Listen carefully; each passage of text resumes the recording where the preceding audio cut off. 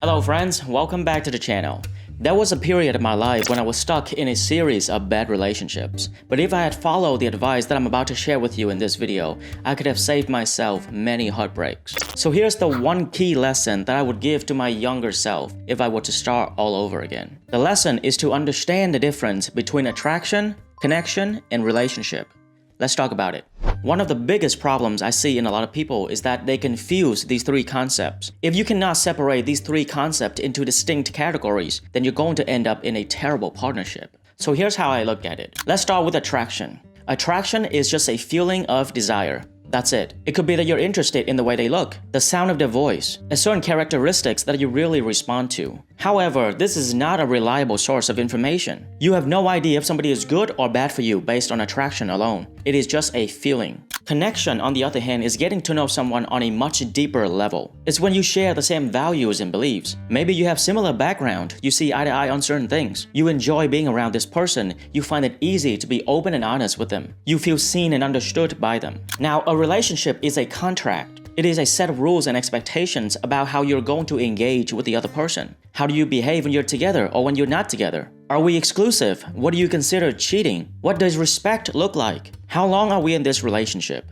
Basically, it's about the rules of engagement. You can have a relationship with someone you love or hate. This has nothing to do with attraction or connection. The biggest mistake that a lot of people make is to confuse or combine one or more of these concepts for the other. For example, you might think that if you are attracted to someone, then they're good for a relationship. Or you might think that just because you have a connection, you might be attracted to that person. This can be very dangerous. So let's talk about the potential consequences for making these mistakes. First, let's talk about the mistake of thinking that attraction is good for a relationship. This is very common, and I was certainly guilty of this in the past. I used to think that if I find somebody attractive, then they must be great to be in a relationship with. Then I learned it the hard way and realized that those people are often the most difficult people to be in relationships with. And I think we're all guilty of this at some point because we tend to be attracted to things that are extremely superficial, like the height of a man or the size of her breasts. Everybody's been real nice. Well, that's because you have big jugs.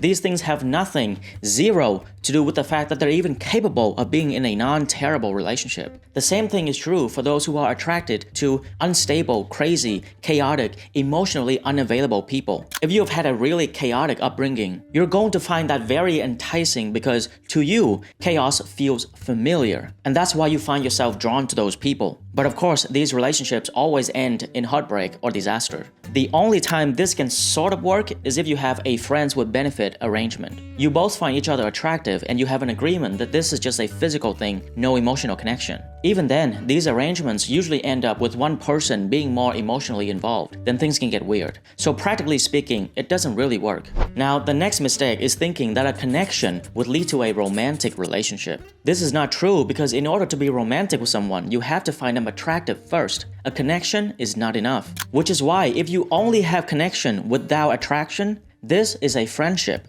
A very common example here is when women put men in the friend zone. We see this all the time. These men believe that if you have a great connection with these women, you help her move, you buy her dinner, you listen to all her problems and be the shoulder for her to cry on. Eventually, she'll want to be in a relationship with you. Very often, this is not the case. These women will continue to use these men without ever intending to be in a relationship with them. Now, it would be a different story if you want a genuine friendship. A great connection will lead to a great friendship. But it would be foolish to mistake it for something else. Alright, last but not least, and this is probably the worst one. It is to have a relationship without connection or attraction. This is the unfortunate reality that a lot of us live in, to be in some sort of contract, either friendships or relationships without any real interest or connection. It's just a bunch of rules that you gotta follow. A very common example here is a professional relationship. For example, a relationship between you and your boss. There are rules you gotta follow. It doesn't matter if you like them or you don't like them. You don't know each other outside of work. And since your work is usually a means to an end, the relationship is often temporary. Another example we see quite often is when people enter into a relationship out of loneliness. They simply don't want to be alone.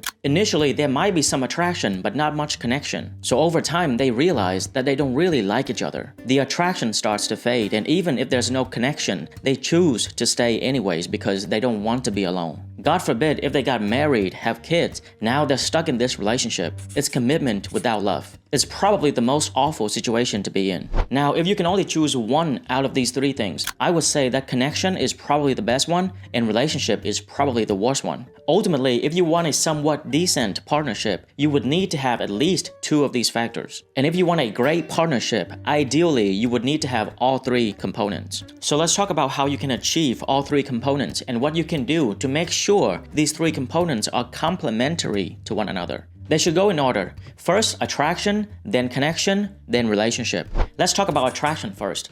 Again, attraction is a feeling of desire. It doesn't have to be sexual. It can be spiritual, philosophical, psychological, or even political. It is just a sense of being interested in that particular person for whatever reason, right? Different strokes for different folks. From an evolutionary perspective, attraction is not a choice. You can't help who you're attracted to. But from a psychological perspective, attraction is based on your upbringing. It is deeply subconscious. Regardless, at the end of the day, it is still just a feeling of desire. Once you find somebody attractive, you can then engage with them and see if there's a connection. This does not mean that you try to make a connection happen. No, you're trying to discover if there is a connection. It's more of an exploration, not creation. Although this is not as important in professional relationships, this is very important for family, friendship, and romantic relationships. Connection means you have the same values and beliefs. You feel safe to be open and honest with them. You see each other as equal and you treat each other the way you want to be treated. Now, keep in mind that the attraction is still there, so in some situations, your attraction can override your judgment, and you might project an ideal version or a fantasy onto that person. So in reality, you might not have a lot in common, but since you're really attracted to them, you feel like you have such a strong connection. A good way to test this is after you spend time with them, ask yourself, what exactly do we have in common? Can you write down on paper all the things you have in common? If you say, we come from the same background, we have the same religion, we both have trauma in the past that we're still trying to resolve, we both value honesty, we both want children in the near future. These things are evident that you have a connection. However, if you were to say, I don't know what it is about this person, but I just feel so connected to them, that's not connection, that's attraction. And that's okay. But just don't take it any further. You're not compatible, just move on to someone else. Now, if you do find somebody that you are attracted to and you have a great connection with that person, then you can talk about setting boundaries. Only after you have established boundaries, now you have a relationship. A relationship can act as a bridge between attraction and connection, and it allows for the transaction of values between two people. And I say the word value here because it's very important. A relationship is not free. Attraction is free. Connection is free, but a relationship is going to cost you. You have to provide some sort of value in order to secure the relationship. And it's entirely up to the people involved in this relationship to decide what is valuable and what's not. This is why setting boundaries, rules, expectations is very important in relationship. What are we bringing to this relationship? How are you going to meet my needs? How can I meet your needs? How do you want to behave? What does respect mean to you? What do you consider cheating? What are your deal breakers? How do you resolve conflict? There are so many people that when they have an attraction or a connection with someone, they don't want to set boundaries because they are afraid that they might lose the connection. But if you don't set boundaries, how do you expect the other person to know? This is a covert contract that you don't want to be in. I made an entire video about covert contract. Click here if you want to check it out. But essentially, a covert contract is what you expect other people to do in terms of behavior without actually telling them directly. You just hope that they know. And when they don't do it, you feel resentful and hurt.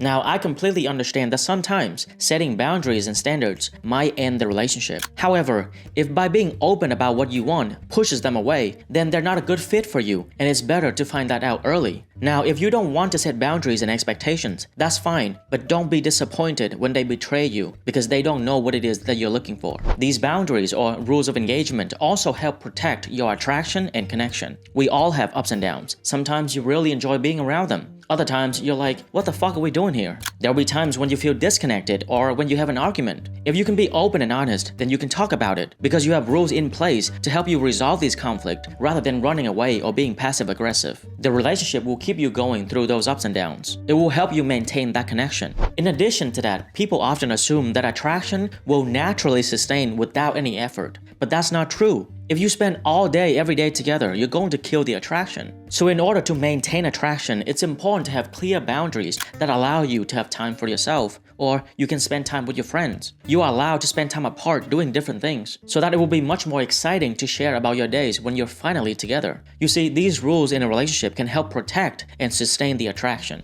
So this is the advice that I would give to my younger self. You need to be able to make the distinction between attraction, connection, and relationship. Do not confuse them. Attraction doesn't mean you have a connection. A connection doesn't guarantee a relationship. And once you're in a relationship, it doesn't mean everything else is good. If you want a great partnership, you need all three components. Understanding the differences between these three components should give you much more clarity on how to navigate your own relationships. And just in case you ever have doubts in your relationship, you're not sure if you should stay or leave, I talk about the 4 major signs that you're with the wrong person. Click here if you want to check it out.